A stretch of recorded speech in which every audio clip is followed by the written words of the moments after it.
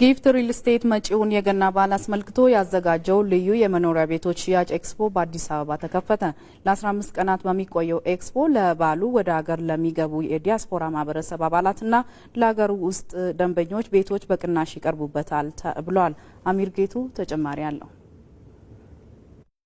የጊፍት ሪል ስቴት የገና በዓል ልዩ የሽያጭ ኤክስፖ ተከፍቷል።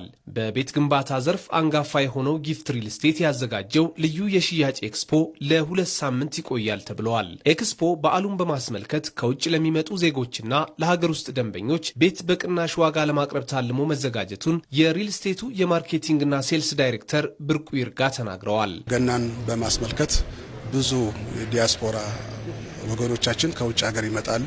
ለነሱ ታላቅ ቅናሽ እና ለሌሎች ሀገር ውስጥ ላሉ ደንበኞቻችን ታላቅ ቅናሽ አድርገን ነው እየጠበቅን ያለ ነው።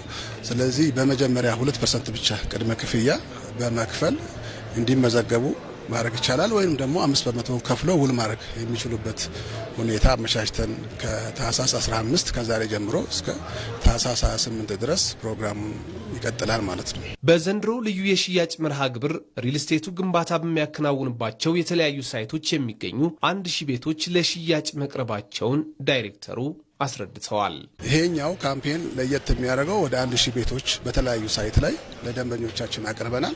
ይሄኛው የምንገኝበት የለጋር ሳይት ነው።